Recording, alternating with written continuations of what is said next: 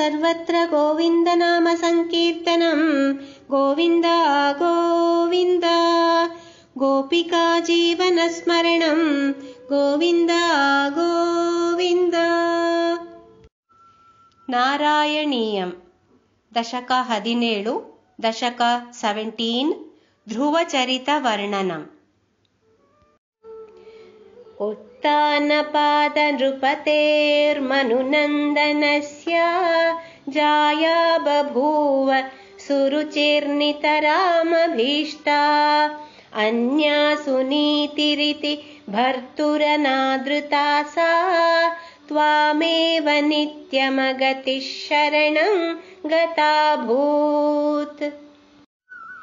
अङ्केऽपितुः सुरुचिपुत्रकमुत्तमं तं दृष्ट्वा ध्रुवः किल सुनीतिसुतोऽधिरोक्ष्यन्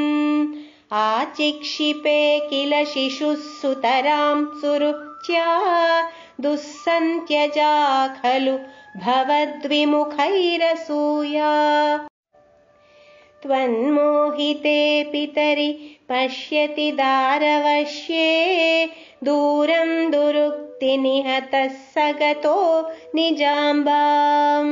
सापि स्वकर्मगतिसन्तरणाय पुंसां त्वत्पादमेव शरणं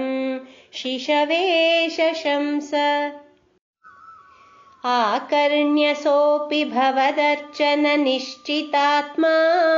मानी निरेत्य नगरात् किल 5 वर्षः सन्दृष्टनारदनिवेदितमन्त्रमार्गस्त्वामारराध तपसा मधुकाननान्ते ताते विषण्णहृदये नगरीङ्गतेन श्रीनारदेन परिसान्त्वितचित्तवृत्तौ बालस्त्वदर्पितमनाः क्रमवर्धितेन निन्ये कठोरतपसा किल 5 मासान् तावत्तपोबलनिरुच्छ्वसिते दिगन्ते देवार्थितस्त्वमुदयत्करुणार्द्रचेताः त्वद्रूपचिद्रसनिलीनमतिः पुरस्तात् आविर्बभूविथ विभो गरुडाधिरूढः त्वद्दर्शनप्रमदभारतरङ्गितं तं दृग्भ्यां निमग्नमिव रूपरसायनेते तुष्टूषमाणमवगम्य कपोलदेशे संस्पृष्टवानसि दरेण तथा दरेण तावद्विबोधविमलं प्रणुवन्तमेनम् आभाषथास्त्वमवगम्य तदीयभावम् राज्यं चिरं समनुभूय भजस्व भूयः सर्वोत्तरं ध्रुवपदं विनिवृत्तिहीनम् इत्यूचिषि त्वयि गते नृपनन्दनोऽसौ आनन्दिताखिलजनो नगरीमुपेतः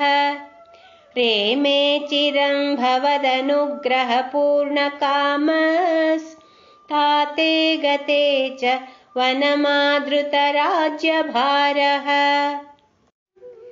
यक्षेण देव निहते पुनरुत्तमेऽस्मिन् यक्षैः स युद्धनिरतो विरतो मनुक्त्या शान्त्या प्रसन्नहृदया धनदादुपेतात् त्वद्भक्तिमेव सुदृढाम् अवृणोन्महात्मा अन्ते भवत्पुरुषनीतविमानयातो मात्रा समं ध्रुवपदे मुदितोऽयमास्ते एवं स्वभृत्य जनपालनलोलधीस्त्वं वातालयाधिप